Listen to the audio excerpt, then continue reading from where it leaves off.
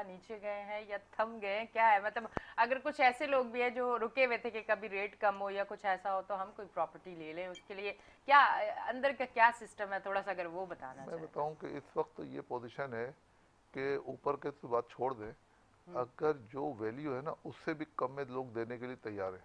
वो कहते हैं हमसे बैठ के टेबल पे बात करो हम्म। और पैसे सामने रखो, हम प्राइस कम कर लेंगे। मतलब ऐसा ये हवा में बात नहीं हो रही है, ऐसा है। ऐसा है। मतलब वो हर तीसरा चौथा आदमी कहता है यार मेरी चीज़ स्टॉक हो गई है, पैसे हैं नहीं, अभी बिजली का बिल देना है, घर का किराया देना है, हमने तो एक इन्वेस्टमेंट की थी कि यहाँ से 10-15 हज़ार या एक 25-50 हज़ार रुपये हमारे को आता रहेगा तो हमारा काम चलता रहेगा, वो रुक गया। उन्होंने कोई इन्वेस्टमेंट की थी, वो कह रहे हैं चलो हमने 1 करोड़ की चीज़ ली थी ना, उसको हम 90 लाख में देने के लिए तैयार हैं। हम्म। मतलब इस वक्त ये नहीं है, हर जगह इस वक्त यही पोजिशन है। कहीं पर मार्केट चढ़ी हुई नहीं है। चढ़ी भी होगी थी तो आज आपको पता है यहाँ पर रजिस्ट्रार ऑफिस में और डीएचए ऑफिस में या दूसरे जो ऑफिस है सब में रश लगा होता है ना। फ्लैश लगा था, बिल्कुल ऐसा ही है। और इसी के साथ अच्छा, अब जो नए नए लोग होते हैं जिन्होंने पहली बार कोई प्रॉपर्टी लेनी होती है, तो पहले तो तरीक़ेकार थोड़ा सा उनको समझाते हैं ना, फिर बाद में ये हो जाता है कि हमने प्रॉपर्टी ले तो ली, क्लियरेंस नहीं ली है, तो फिर मुश्किलात। तो आया तरीक़ेकार अगर आप बताना चाहें कि क्या तरीक़ेकार होने चाहिए ताकि जो बाद की मुश्किलात हैं आप उनसे बच जाएं। देखिए ये जो नए लोग हैं या पुराने लोग हैं वो सिर्फ एक रियल एस्टेट एजेंट पे भरोसा कर लेते हैं। वो रियल हम्म। एस्टेट एजेंट उनको चीज़ें दिला भी देता है, मगर रियल एस्टेट एजेंट में भी कुछ ऐसी कमी है हम्म। कि उनको चाहिए कि जब अगर वो कोई भी आपके पास क्लाइंट आए तो वो जो प्रॉपर्टी आप उनको दिला रहे हैं हम्म। उसका क्लियरेंस सर्टिफिकेट पहले ले लें हम्म। ये डिपार्टमेंट से। हम्म। और उसके अलावा अगर आपकी कोई रजिस्टर्ड प्रॉपर्टी है तो उसका सर्च निकाल लें। हम्म। अच्छा ये आप करेंगे ना तो आपको पता चलेगा टाइटल क्लियर है। हम्म। फिर आप डील जो है ना डायरेक्ट मालिक से करवाएं, जिसके नाम पर जो प्रॉपर्टी है ना उससे मीटिंग जरूर करें। यहाँ क्या होता है अच्छा। कि एजेंट जो है ना उनसे मुलाकात नहीं अच्छा, करवाते। तो डायरेक्ट करनी चाहिए मीटिंग। डायरेक्ट करने में ही फायदा है। अच्छा, ठीक देखें है। आपको पता ही नहीं है, ऐसी ऐसी चीज़ें मौजूद हैं हमारे पास कि लोग डील कर लेते हैं, 6 महीने के बाद जब रेट में फ़र्क आ जाता है तो वो कोई कहता है सर क्लाइंट मेरा जो है ना अमेरिका में है, छवि अमेरिका में है, हमसे डील कर लो, डील हम्म। कर ली। उसके बाद जो है वो रेट में पहले जिस वक्त मैं उस वक्त की बात कर रहा हूँ जब रेट बढ़ जाते थे एकदम, ठीक। तो उस वक्त लोगों ने कोई बयाना दिया, उसके बाद उन्होंने कहा चलो 1-2 महीने में आ जाएंगे। अब उनके पास एक क्वेश्चन क्या है कि वो अमेरिका से आना है, हम्म। तो हम भरोसा करते हैं कि चलो ये जो एजेंट कह रहा है सही कह रहा है, हम भरोसा करके उससे रसीद ले लेते हैं। उसका नुकसान ये हुआ कि एक मरतबा एक प्लॉट जो है ना आज से कोई कोई 20 साल पहले 50 लाख रुपए का 200 गज का फेज 8 में प्लॉट आता था रेजिडेंशियल, 50 लाख का। मतलब हाँ ये समझ लें कि 20 से 22-23 साल होंगे। तो एक साहब को बयाना दिया 5 लाख रुपए हम्म। हमारे क्लाइंट ने। तो उसने कहा सर वो पार्टी अमेरिका में वो करीब 1 महीने में आ जाऊंगी। अब बात हो गई, पाँच जी। लाख रुपए दे दिए। अब इंतज़ार करें, मगर अब ये ट्रस्ट का काम है। अब हम्म। जिस पर ट्रस्ट करें ना वो ऐसा है कि बिल्कुल ही भरोसे वाला आदमी है। जी। अब वो पार्टी को उसने देखा कि 1 महीना हो गया, 2 महीने हो गए, 3 महीने हो गए, 4 महीने हो गए, 6 महीने हो गए, हम्म। वो 50 लाख रुपए की प्रॉपर्टी 1 करोड़ की हो गई। हम्म। अब जिसने खरीदा है 5 लाख दिया, वो खुश हो रहा है कि चलो मेरे 45 लाख रुपए बढ़ गए। अब देखें यहाँ पे नीयत खराब हो गई उस एजेंट की जिसने डील कराई थी, क्योंकि डील तो उसने की है। हम्म। अब हम तो उस एजेंट को देख रहे हैं, तो इसमें ऐसे भी एजेंट मौजूद है। फिर हुआ ये कि हम बड़ा मतलब उससे हमारे क्लाइंट ने नाराजगी का इजहार किया कि देखो रेट बढ़ गया, अब हमें चाहिए चाहिए। बोले नहीं वो आ ही नहीं सकता, वो क्लाइंट आ ही नहीं सकता अमेरिका से। उसने मसले बता दिए। अब हुआ ये कि फिर वो वापस ले लिए पैसे, हम्म। जाहिर है लड़ाई झगड़ा तो करना नहीं है। अब उसके कुछ अरसे के बाद जो है ना डीएचए में जाके हमने पता किया कि भाई ये जो प्लॉट है ये किसके नाम पे ट्रांसफ़र हुआ है, अभी वो साहब आए या नहीं आए। उन्होंने हिस्ट्री बता दी कि ये तो फलाने साहब के, तो पता चला उसी एजेंट ने अपने नाम पे ट्रांसफ़र करा लिया था ओहो। जब रेट बढ़ गए। तो ये इस किस्म के भी फ्रॉड होते हैं, इनसे भी बचने की ज़रूरत है। तो इसलिए मालिक से एग्रीमेंट करें, मालिक को पता हो कि उसने बेचा। कभी कभार ये होता है कि मालिक कहता है मुझे तो पता ही नहीं हो, पता चला कि पेपर उनके पास रखे हुए थे, उस पेपर को दिखा के उन्होंने बयाना कर दिया। और बयाना करने के बाद जो है वो डील कर ली, अब गुड फेथ पे डील हो गई। अब जब पेमेंट का टाइम आता है वो प्राइस ऊपर नीचे पहले होती थी, अब मालिक को बुलाओ तो मालिक आता नहीं है, बोलता नहीं मुझे तो पैसे ही पूरे नहीं मिले। फर्ज करो यहाँ से उसने 20 लाख रुपए ले लिए, आगे दिए 5 लाख रुपए या 10 लाख रुपए। तो हम्म। ऐसी भी चीज़ें यहाँ पे मौजूद हैं। हम्म। तो इनसे भी बचने के लिए बेहतरीन हल ये है कि बेशक डील हो या ना हो, आप एजेंट पे 100% ट्रस्ट नहीं करें। आप जाएं पहले मालिक से मिलवाएं। बोले नहीं मैं मालिक से मिलना चाहता हूँ, अगर मालिक अमेरिका में भी है तो उससे बात करें टेलीफोन पे, उससे डायरेक्ट जो है ना यहाँ से एग्रीमेंट भेजें, वहाँ से एग्रीमेंट वहाँ से साइन करके मंगवाएं उनसे, कि पता हो कि वो प्लॉट जितने का बेचा है उतने का ही वो प्रॉपर्टी जो है ना आपको मिल रही है।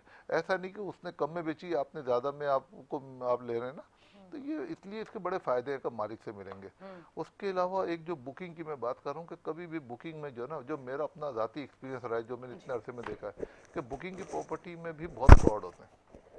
अच्छा। एक तो आजकल आपको पता है यहाँ के पाकिस्तान कराची के बहुत बड़ा जो एक प्रोजेक्ट है, उसमें बुकिंग के प्लॉट जी। आए थे। उस बुकिंग के प्लॉट में जो है लोगों ने पैसे दिए, 2-2 साल में 3-3 महीने में पेमेंट करनी होती थी। खैर वो पेमेंटें कर दी, प्लॉट की पूरी पेमेंट हो गई। पेमेंट पूरी हो गई तो इसका मतलब वो प्लॉट हमारा हो गया, जो क्लाइंट है उसका हो गया, हो गया। क्योंकि पूरी पेमेंट जो उन्होंने कही थी उसके हिसाब से सारी पेमेंट हो गई, कोई डिफॉल्ट नहीं हुआ, कुछ नहीं हुआ। मतलब एक एक टाइम से पहले पेमेंट हुई हुई है। अब उसके बाद जो है उनको कहते हैं भाई प्लॉट हमें अलाट कर दो, हमारे पास ज़मीन ही नहीं है। तो भाई आपने पूरे पैसे ले लिए, आपको पता है 6 साल पहले पेमेंट की है, 5 से 6 साल पहले पूरी पेमेंट हुई हुई है 55 लाख रुपए की, और आज तक वो प्लॉट अलाट नहीं हुआ है। तो इसका जिम्मेदार कौन है? मैं बहरिया टाउन की बात कर रहा हूँ। तो मतलब वो प्लाट नहीं देंगे तो क्या मतलब, वो यहाँ कोई इस मुल्क में कोई कानून नहीं है, किसके पास जाएंगे? और ये हमारा अपना मसला नहीं है, ये कई लोगों का मसला है। तो मैं इसलिए इस चैनल के थ्रू आपको बताना चाहता हूँ कि ये जो प्लाटों की जिन लोगों ने पेमेंट की है उसको फिलफोर जो है ना उनके नाम पे उनको अलाट किया जाए। अब वो फिर जब अलाट करते हैं तो पहले सेक्टर बताते हैं कि आपको इस सेक्टर में मिलेगा, वो सेक्टर की कीमत ज़्यादा है। अब उस सेक्टर में कहते हैं हमारे पास तो वहाँ पे प्लाट ही नहीं है। दायरे उनके हाथ में होता है सब कुछ, किसको देने किसको नहीं देना, कि वो प्राइवेट इदारा है। गवर्नमेंट का इदारा तो ऐसा नहीं करता, डीएचए ऐसा नहीं करता, डीएचए तो मेरिट बेस पे काम करता है। तो फिर वहां पर वो क्या करते हैं कि जब बहुत ज़्यादा किसी को प्रेशर करें तो उनकी मर्जी, देखें अभी 6 साल तक उनको पता ही नहीं कहाँ दे रहे हैं। अब वो देख रहे हैं वो तो ले लिए ना पैसे, अब वो नए सेक्टर खोलते हैं वहाँ पे, फिर ये बुकिंग का सिलसिला शुरू कर देते हैं, वहाँ देते हैं। तो इस तरीके से आगे जो है ना अभी तक नहीं पता कि उनको कहाँ देंगे। फिर वो फेंकते उस जगह पर हैं कि जहाँ पे प्राइस ही जो ना जो 20-25 लाख रुपए की होगी, उस जगह पर उस सेक्टर में प्लाट अलाट करते हैं, वो भी अगर किसी ने ज़्यादा प्रेशर डाल दिया तो। तो इस वजह से मेरा ख्याल ये है कि अगर कभी भी प्राइवेट बिल्डर के साथ अगर कोई डील करें तो आप जो पैसों की पेमेंटें कर रहे हैं ना वो पेमेंट अपने पास कहीं जमा करें, इकट्ठी पेमेंट हो जाए। उसके बाद आप मार्केट में जाएं, जाके बोलें कि भाई हमें रेडी प्रॉपर्टी चाहिए जिसका पोजीशन आपके पास हो। आप पूरे पैसे दें उनको और उसे अभी उसी वक्त ही अपने नाम पर ट्रांसफर करवाएं, पूरे दें और पोजीशन ले लें। तो वो आप सेफ हो गए, फिर कोई आगे आगे पीछे नहीं कर सकता। अब ये सब चीज़ें लोगों को पता नहीं है, लोग इसी धोखे में आ जाते हैं कि यार इतना बड़ा नाम है, अगर वहाँ पे दे देंगे मिल जाएगा। आप मुझे पूछे ना कितने लोग हैं ऐसे जिनको प्लॉट अलॉट नहीं हुए, इवन के एक तो पेमेंट ले ली, अलॉट नहीं कर रहे। अब जो अपना जिसने प्लॉट लिया है वो जाके कंप्लेन करता है कि भाई मेरा एप्लीकेशन ले लो कि मेरा प्लॉट के अलॉट करो, बोले नहीं वो बंद हो गई आजकल, एप्लीकेशन नहीं ले रहे। मतलब ये तो सबकी नाक के नीचे हो रहा है। तो ये तो रियल एस्टेट में हम हैं तो हमें तो ये सब चीज़ें हम फेस करते रहते हैं। तो हम तो अपने देखने वालों को सिर्फ ये समझा सकते हैं कि आप लालच में ना आए, किसी के कहने पे मत आए कि सिर्फ आपको भी 15 लाख देने, 5 लाख देने, अभी दे दें बाकी पैसे बाद में दे दीजिएगा। ये जो काम है ना बाद में देने वाला, फिर बाद में आप उनके हाथों में खेल रहे होते हैं, जैसा वो कहेंगे वैसा करना पड़ेगा। आप देखें ना पूरी पेमेंट करने के बाद भी वो कहाँ खड़े, नहीं है। तो मैं चाहता हूँ कि बैरिया टाउन को भी थोड़ा सा अपनी इस्लाहत की ज़रूरत है। लोग आप पे भरोसा करते हैं, इतना अच्छा आप शहर बना रहे हैं, तो ये चीज़ जो ना जहाँ पे आप इतने लोगों को खाना खिलाते हैं, नेक काम कर रहे हैं, आप नेक आदमी है। तो ये जो लोग हैं जिनके अपने पैसे लिए हुए हैं और ये जो पैसों से आप उनको प्लॉट नहीं दे रहे, जिनको आप प्लॉट नहीं दे रहे, उनका क्या कसूर है? उनको तो प्लॉट देना। और ये कोई मैं ऐसी बात नहीं कर रहा हूँ कि हवा में बात नहीं कर रहा हूँ, ये इसकी एविडेंस मौजूद है। अच्छा। अच्छा, मैं ये साथ साथ अभी और भी बहुत सारे सवाल थे, और पता चला कि सेगमेंट का टाइम खत्म हो चुका है। सेगमेंट भी होते हैं ना, ये भी एक चीज़ है। पर जाते जाते कोई मैसेज अगर देना चाहिए।